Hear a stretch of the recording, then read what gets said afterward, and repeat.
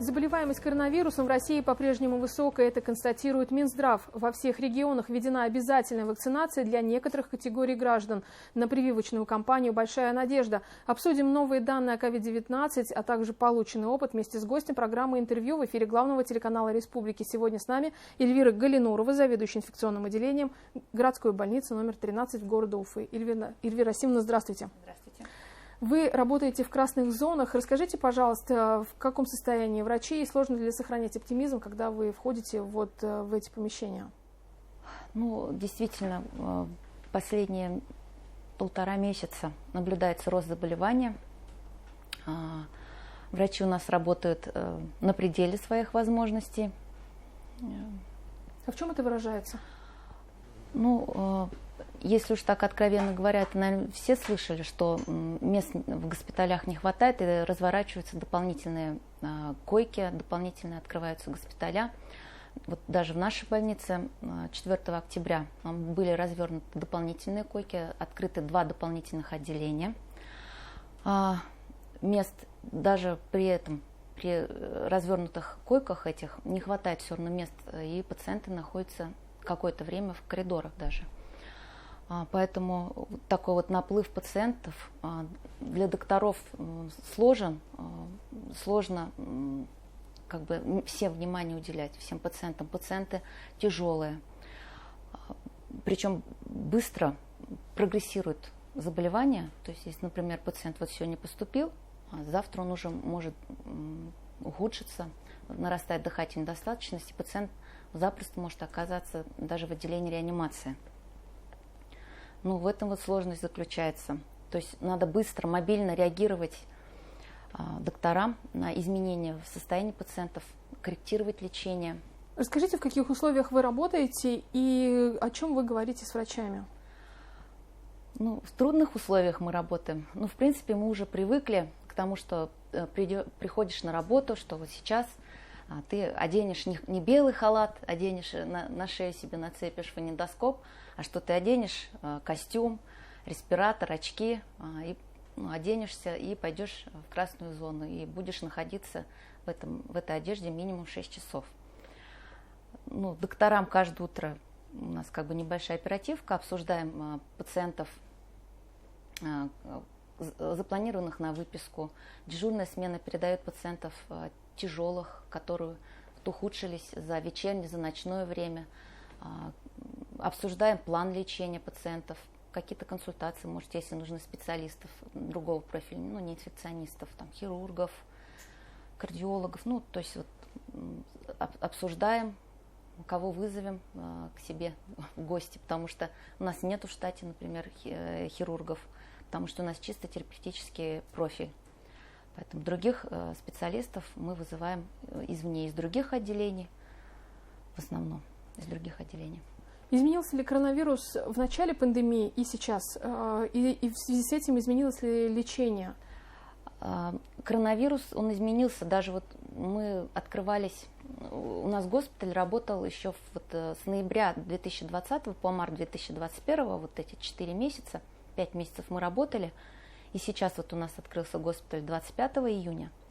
Вот до сих пор мы работаем. Вот даже вот за этот небольшой промежуток времени все равно изменения в течение коронавируса есть.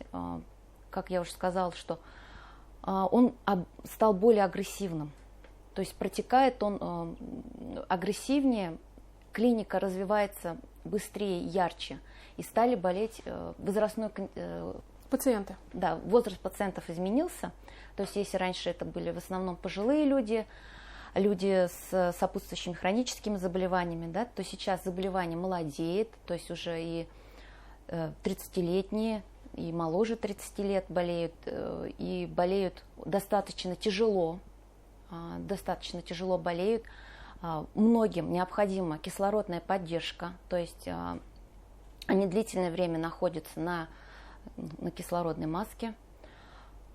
То есть, ну и также вот люди без каких-либо сопутствующих заболеваний.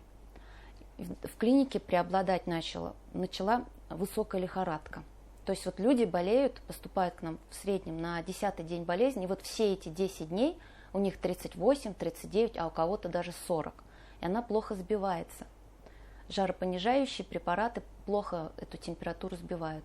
Соответственно, 10 дней человек лихорадит, температурит, он практически не пьет, не ест, сильно пациенты ослабевают, слабость выраженная, они разговаривают с трудом, кто вот, если там вот взять возраст 50-60 лет, да, то есть им даже разговаривать с нами тяжело, не то, чтобы там поесть, сесть, встать, то есть такие вот пациенты. Если раньше, как бы в первые волны, так скажем, пациенты пожилые, им достаточно было там 5 дней, например, температуры, и они уже ослабевали, резервы организма так и низкие, тут еще все это истощается. Поэтому сейчас мы это встречаем у молодых людей, то есть как бы тяжелее стало, потому что вот видишь своих ровесников, которые находятся у нас в отделении, которых сейчас же много вот по последней 13-й рекомендации, временным рекомендациям Минздрава, появляются новые препараты для лечения ковида, вот. Но не всегда это помогает. Нет волшебного лекарства, которое вот сделал укол какой-то, как я пациентам говорю, нет волшебного лекарства или капельницы. Когда уже болеет человек. Да, когда уже болеет, что вот сделали, и вам стало легко сразу. С ковидом это не проходит.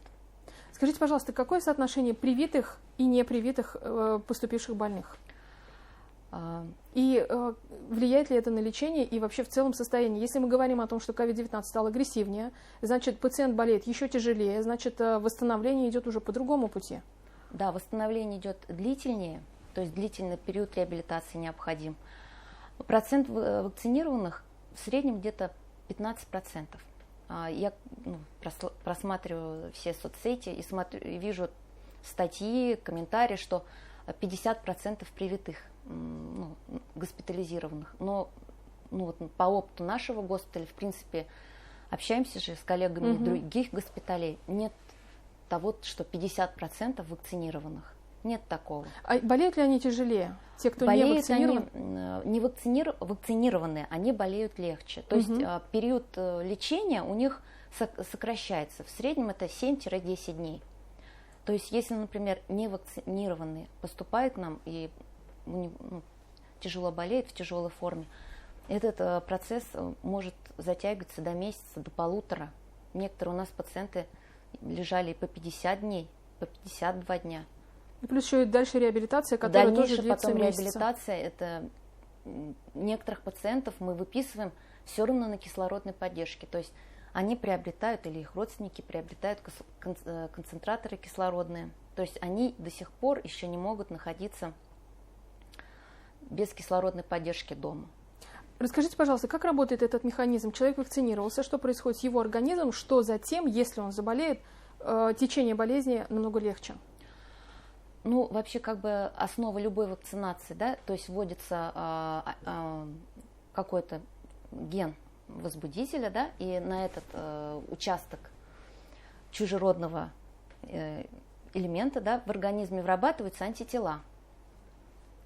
Как бы для каждого возбудителя заболевания антитела не специфичны. Например, вот привился ты от коронавируса, от ковида, да, значит, выработаются антитела только к вирусу, коронавирусу только выработаются.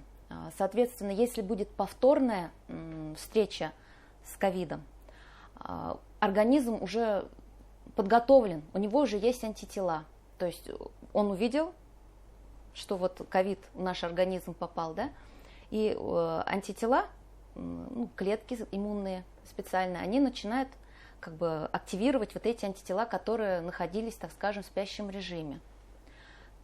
То есть вот определенное какое-то количество вырабатывается, да, они уже есть вот уже же в организме, определенное количество вырабатывается. Бывает вот невакцинированных, вот тот же самый, все, наверное, наслышаны о цитокиновом шторме, да, то есть когда в организм попадает ковид, это же ведь гипериммунная реакция организма, то есть иммунитет сошел с ума, так по-русски говоря, он вырабатывает большое количество антител, которые в дальнейшем вырабатывают вот эти провоспалительные цитокины.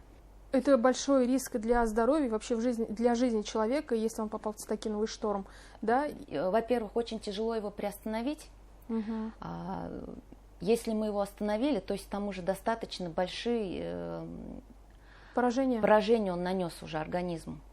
И потом это восстановить очень тяжело. В первую очередь, как известно, страдают легкие, но ведь есть еще и другие органы и системы, то есть и почки страдают, и печень, и сердце, и нервная у кого-то, система. Да, и нервная система. У кого-то проявляется, ведь уже много пациентов пролечено, у некоторых, особенно у молодых, это нервозы, истерии, панические атаки, то есть вот они боятся, появляется страх смерти, то есть они начинают бояться за свою жизнь, особенно если они переходят в отделение реанимации или на кислородную поддержку, да, очень боятся за свою жизнь, их приходится... Но здесь опять-таки нужно обращаться к квалифицированным врачам, потому что и бесплатные программы реабилитации после того, как человек вышел из красной зоны, они существуют у нас в Башкортостане, и при выписке указываются все телефоны, для наших телезрителей мы это проговорим. Эльвира Расимовна, буквально 1 минутка остается. Для вас самый тяжелый случай какой был и позитивный какой-то пример, когда человеку было действительно плохо, но он смог выбраться? По вашему опыту? Ну, по нашему опыту, вот я вспоминаю бабушку, 84 года ей, она у нас лежала где-то около 40 дней. Она, кстати, была привитая, мы посмотрели, как бы отследили этот момент. Вот она настолько тяжелая была, у нее дыхательная недостаточность была выражена, и потом уже и слабость у нее, и вот астенический синдром. Она и есть не хотела, и пить не хотела. То есть мы и в какой-то момент ее заставляли кушать, пить, ухаживали, то есть как бы она же просто вот лежала на боку или на животе, все, вот на ней, вот ее функция, ее задача была вот лежать и дышать просто. А остальное, в принципе, доделывали за нее мы. Угу. Вот. Мы ее выписали домой к радости ее родственников, потому что если сравнивать пациентов из ее же возрастной категории, невакцинированных, к сожалению, не было у нас такого положительного опыта, что потеряли. Мы потеряли, да.